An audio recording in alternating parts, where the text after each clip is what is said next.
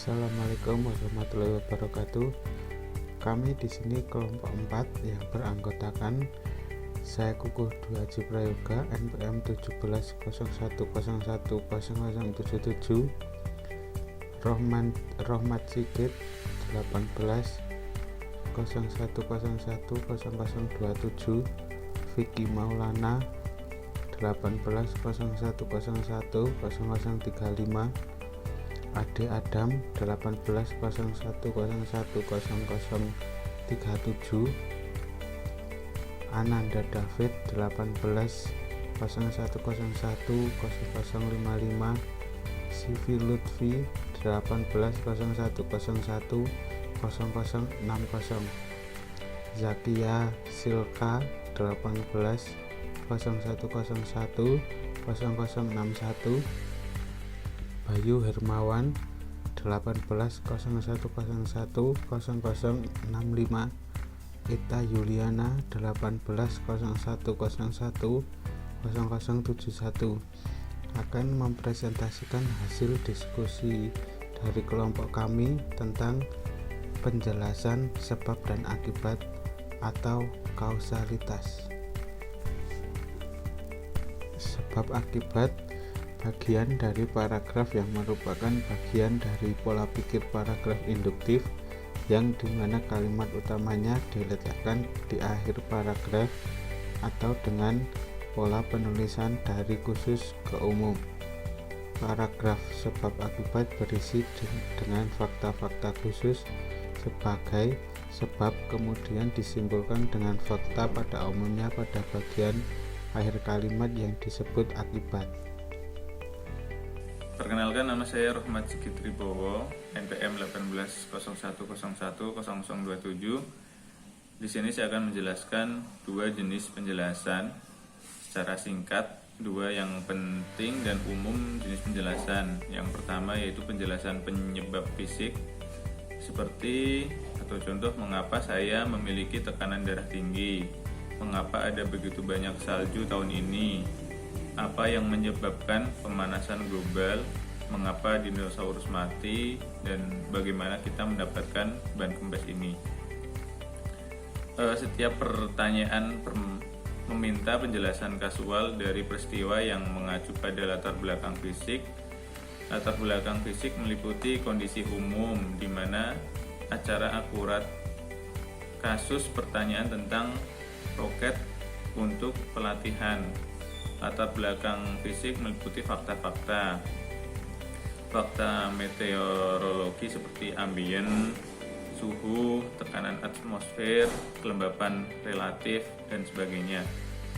Namun kondisi umum ini biasanya tidak disebutkan dalam penjelasan jika normal untuk situasi, kita hanya menerima begitu saja.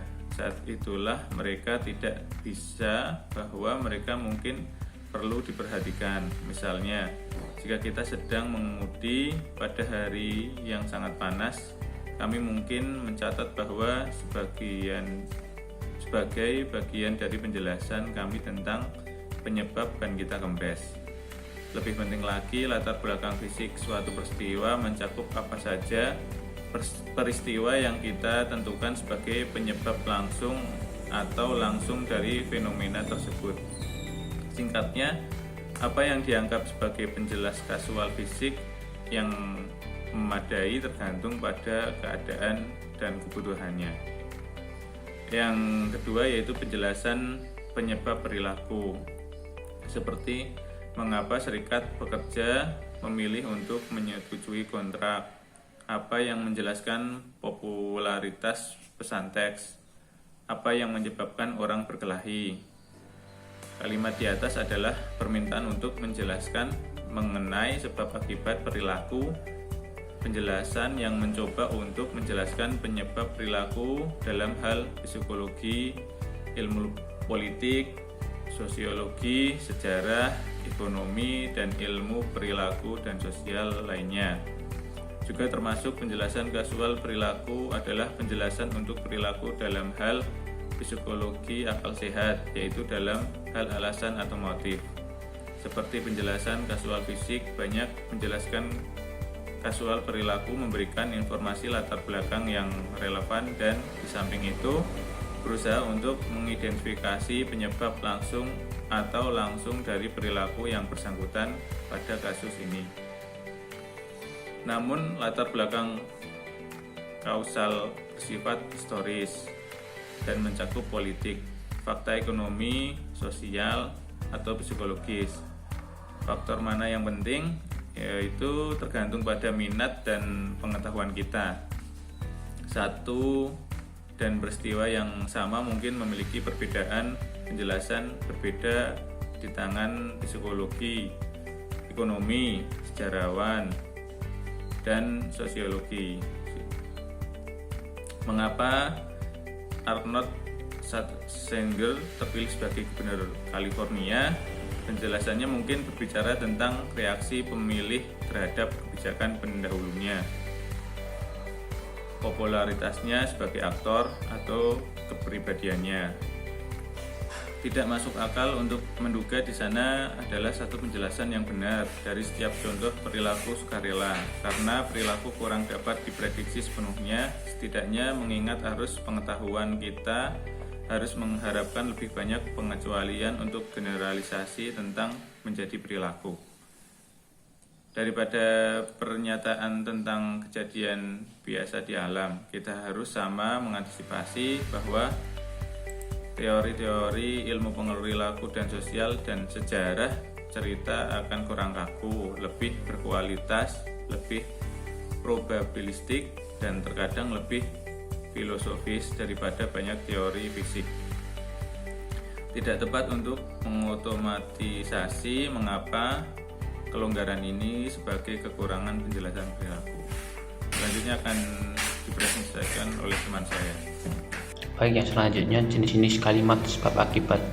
Yang pertama, akibat sebab. Kalimat yang diawali dengan menyajikan kalimat khusus berupa akibat dari sesuatu kalimat yang menjadi sebab masalah tersebut. Contohnya, Andi tidak fokus di kelas karena Andi tidur larut malam. Yang kedua, sebab akibat. Kalimat yang diawali dengan sebab dan diakhiri ke dalam kalimat utama yang merupakan akibat. Contohnya, Andi tidak pernah mengerjakan tugas sehingga Andi tidak naik kelas. Yang ketiga, sebab akibat. 1, akibat 2. Kalimat yang diawali dengan sebab dan diakhiri dua kalimat akibat. Dinamakan akibat yang pertama karena menjadi sebab untuk kalimat lainnya. Contoh kalimatnya, kerusuhan yang terjadi pada beberapa tahun lalu membuat uang sangat sulit untuk didapatkan. Oleh sebab itu, pemerintah kembali mencetak uang sebanyak-banyaknya tetapi apa yang harus dilakukan oleh pemerintah saat itu membuat uang yang akan beredar di masyarakat cukup banyak, atau terjadilah hyperinflasi.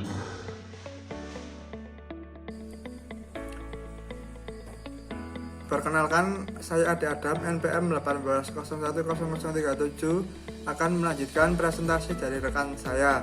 Yang selanjutnya, kecukupan penjelasan konsep relatif.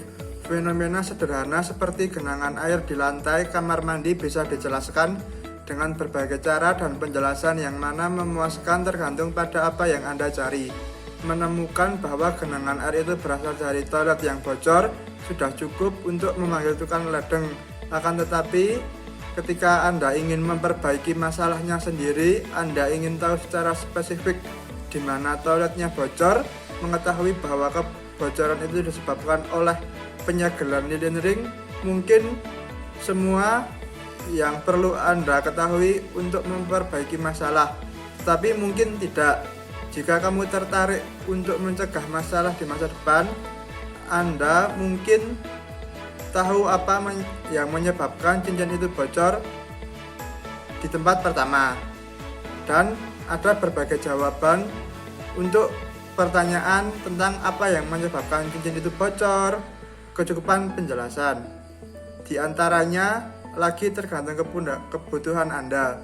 Bocor karena tidak dipasang dengan benar mungkin memadai jika minat Anda adalah apakah menyerahkan tagihan kepada pemilik rumah. Dalam sebuah keadaan yang tidak biasa, Anda mungkin memerlukan penjelasan yang menelusuri sampai ke sifat fisik lilin. Kecukupan penjelasan adalah konsep relatif yang tergantung sepenuhnya pada kebutuhan seseorang. Frasa lain yang digunakan untuk menjelaskan penjelasan seperti lengkap, berguna, dan memuaskan juga relatif. Poin yang pertama yaitu pentingnya testabilitas. Suatu penjelasan menghasilkan prediksi yang berubah-ubah sehingga prediksi tersebut bisa diubah. Sebagai contoh, jika alasan sakit kepalamu tidak berkembang adalah bahwa Anda mengambil zikam. Nah, zikam ini obat pilek. Anda berharap pilek tidak berkembang di masa depan ketika Anda mengambil zikam. Harapan seperti itu benar-benar prediksi tentang masa depan. Jika penjelasan menghasilkan prediksi yang ternyata salah, Anda menolaknya. Jika di masa depan tidak ada perbaikan yang terlihat dalam gejala flu Anda mengambil zikam, Anda menyimpulkan bahwa itu tidak berhasil.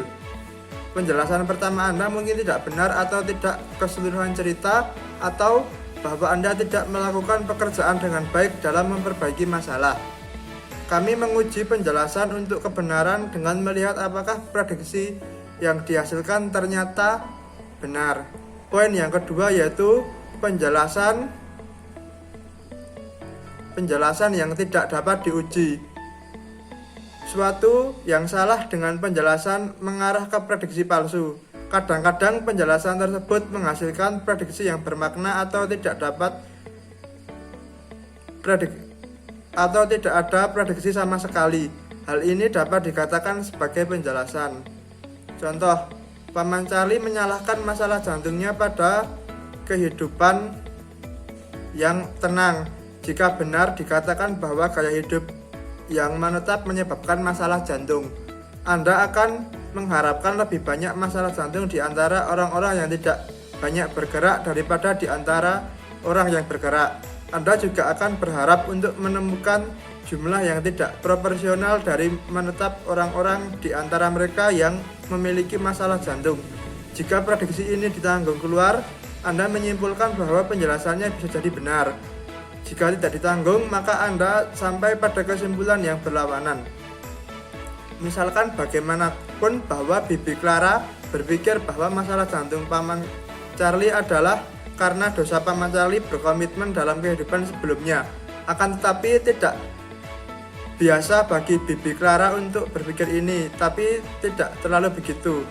Kami kadang-kadang mendengar orang menjelaskan salah keberuntungan dengan menghubungkan mereka dengan perbuatan buruk dalam reinkarnasi sebelumnya. Apa prediksi apa yang dihasilkan oleh teori Bibi Clara? Nah, jika benar kehidupan lampau itu berdosa menyebabkan masalah jantung, kami berharap untuk menemukan lebih banyak masalah jantung di antara orang berdosa di kehidupan lampau daripada di antara orang-orang yang tidak berbuat dosa di kehidupan lampau mereka. Faktanya, kami bahkan tidak dapat mengidentifikasi orang yang memiliki masa lalu kehidupan terlepas dari apakah mereka berdosa, karena lebih banyak orang hidup sekarang daripada kapanpun di masa lalu. Tidak semua orang memiliki kehidupan masa lalu, bentuk manusia, dan tidak ada cara untuk membedakan mereka yang melakukan dari mereka. Poin yang ketiga yaitu penjelasan melingkar.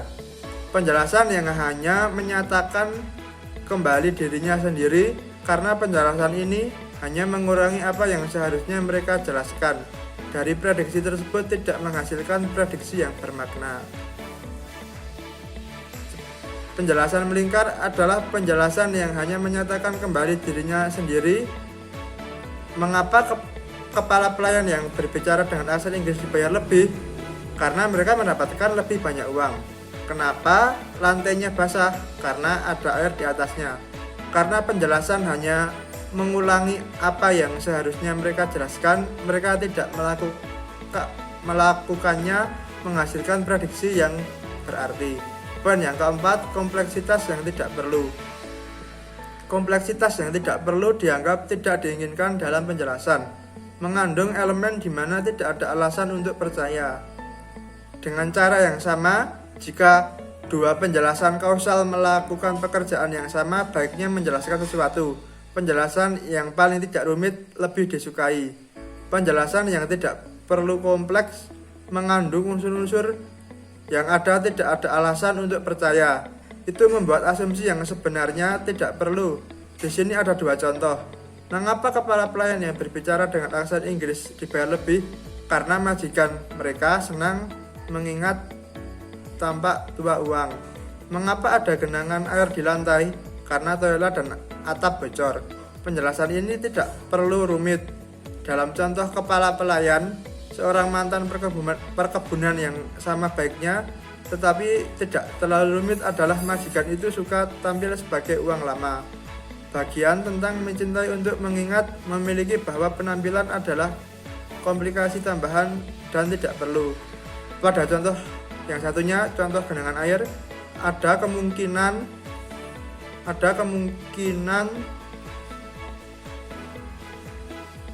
atap dan toilet keduanya bocor. Contoh adalah kasus kompleksitas yang diperlukan daripada di depan. Namun kecuali ada alasan untuk menganggap toilet bocor tidak sepenuhnya menjelaskan genangan air. Tidak perlu menganggap atapnya juga bocor.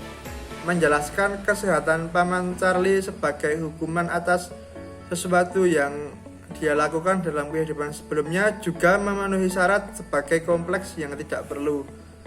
Nah, ini menimbulkan kesulitan dan pertanyaan yang sama sekali tidak perlu.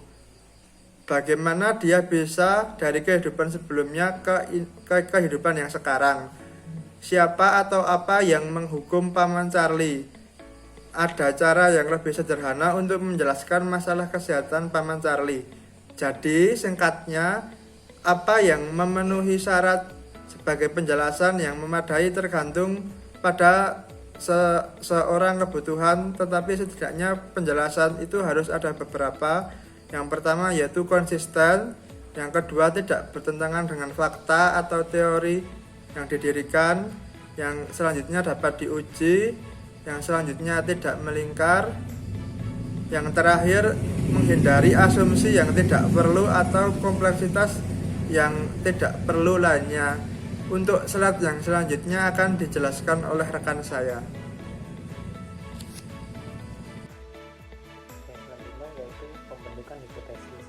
Itu sebuah pernyataan yang menyatakan bahwa X menyebabkan Y dapat ditawarkan sebagai hipotesis bukan lain. Sebuah hipotesis adalah penjelasan kausal yang ditawarkan untuk penyelidikan lebih lanjut atau pengujian. Fokus pada penyebab sesuatu terdapat 2 alasan. Yang pertama ada membentuk hipotesis, yang kedua menguji hipotesis. Strategi umum yang paling mungkin untuk hipotesis adalah inferensi untuk penjelasan terbaik. Contohnya yaitu genangan air di lantai kamar mandi bisa dijelaskan dengan atap yang bocor, toilet yang bocor atau seseorang yang meninggalkan balok es di lantai, tapi atap bocor dan es mencair, teori yang menjelaskan fakta bahwa sisi toilet basah, ditambah kita melihat bagaimana es bisa masuk ke kamar mandi di tempat pertama. Mengingat pertimbangan ini disimpulkan bahwa penjelasan terbaik adalah bahwa toilet bocor menyebabkan air menggenang di lantai. Kemudian menguji hipotesis dengan memperbaiki toilet dan melihat apa yang terjadi. Selanjutnya yaitu 4 metode umum yang digunakan dalam membentuk hipotesis. Pertama, metode selisih atau perbedaan. Jika sesuatu terjadi dan kemudian situasi lain juga telah terjadi, kita perlu mencari hubungan atau perbedaan antara kedua situasi tersebut dan pertimbangkan apakah kedua peristiwa ada kaitannya atau tidak. Misal, jika Anda tiba-tiba sakit setelah makan udang untuk pertama kalinya, hipotesis yang masuk akal adalah bahwa udang menyebabkan Anda sakit. Kemudian, jika Anda terbangun di suatu pagi dengan sakit kepala dan Anda ingat pada malam sebelumnya Anda membaca buku dalam cahaya yang redup, Anda bisa mencurigai atau mempertimbangkannya bahwa membaca buku dalam cahaya yang redup ada hubungannya dengan sakit kepala itu. Metode perjanjian atau kesepakatan. Korelasi antara dua fenomena akan membentuk sebuah hipotesis. Salah satu korelasi adalah di mana kemunculan satu peristiwa disertai dengan kemunculan yang lain, atau kedua peristiwa tersebut dikatakan terkait. Misal, jika dari waktu ke waktu Anda mengalami sakit kepala, Anda akan mencoba mengingat atau mencari sesuatu hal penyebab sakit kepala. Dan Anda mengingat sebelum sakit kepala, ternyata Anda mengkonsumsi makanan tertentu. Dan ternyata dari waktu ke waktu, Anda sakit kepala setelah mengkonsumsi makanan tersebut. Dari hal tersebut, Anda dapat mempertimbangkan kemungkinan makanan itu menyebabkan Anda sakit kepala. Metode diagnosa terbaik. Untuk membentuk hipotesis atau diagnosa, kita harus menyelidiki, merangkai teka-teki, menemukan gejala-gejala yang menyebabkan sesuatu terjadi, sehingga tercipta gambaran keseluruhan atau memecahkan terjadinya sesuatu dengan informasi atau petunjuk yang kita dapat. Misal, seseorang pergi ke dokter untuk memeriksa kakinya yang mati rasa. Kemudian dokter mengajukan serangkaian pertanyaan. Dari pertanyaan yang diajukan oleh dokter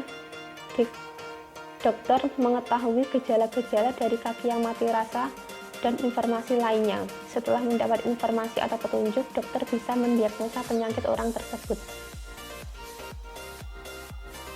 Mekanisme penyebab dan pengetahuan latar belakang. Untuk mengembangkan hipotesis perlu menggunakan akal dan memiliki latar belakang pengetahuan tentang apa yang menyebabkan sesuatu dan bagaimana hal-hal itu bekerja atau terjadi. Seseorang harus mengandalkan pengetahuannya untuk mengetahui penyebab sesuatu terjadi. Misal, kita memiliki pengetahuan tentang pestisida. Dengan pengetahuan itu, kita tahu bahwa pestisida dapat membahayakan atau mematikan koloni lebah yang membantu penyerbukan tanaman. Selanjutnya, mengenai mengkonfirmasi penyebab hipotesis. Terdapat beberapa cara yang dapat dilakukan untuk mengkonfirmasi hipotesis.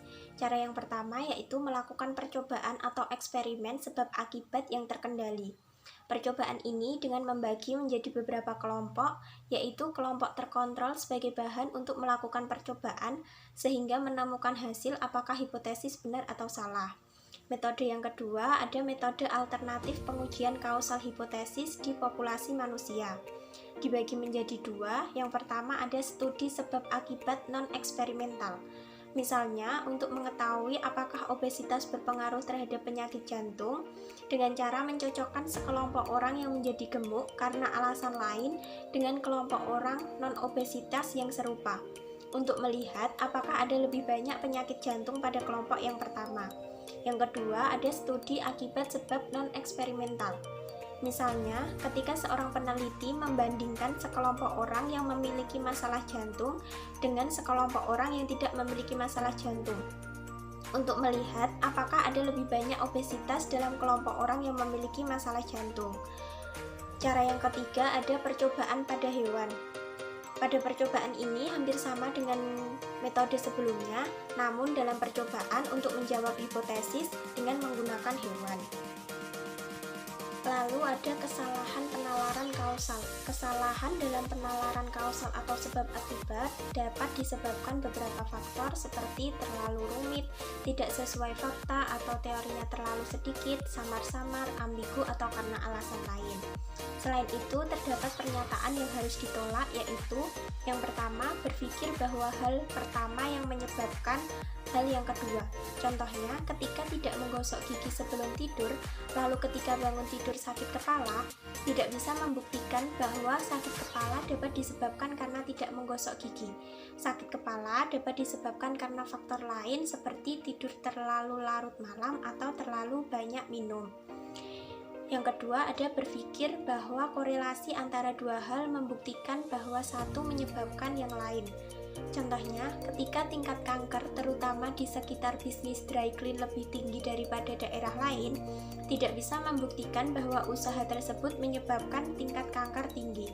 Tingkat kanker yang meningkat mungkin karena kasus kanker di daerah tersebut tidak merata. Menghadap regresi statistik.